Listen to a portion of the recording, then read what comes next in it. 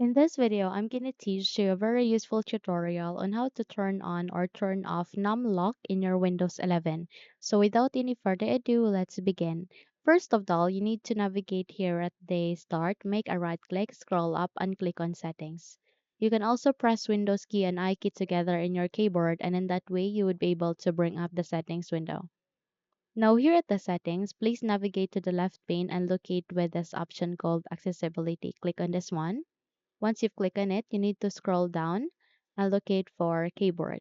So once you have find it, click on the keyboard to bring up the keyboard settings. So first, you need to navigate with on-screen keyboard, turn this one on, and the moment you've turned on the on-screen keyboard, it will be appearing here. You need to close the window and navigate to your on-screen keyboard itself.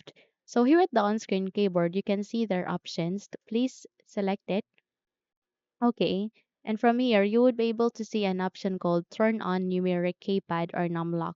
So uncheck this one, click on OK, and in that way, you would be able to turn off or disable the Numlock here in your Windows 11.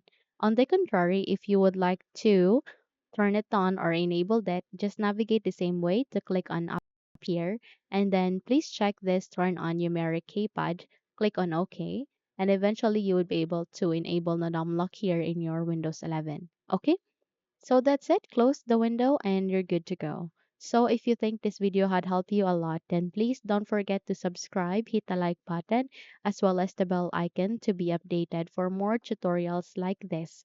Thank you for watching and have a good day, everyone.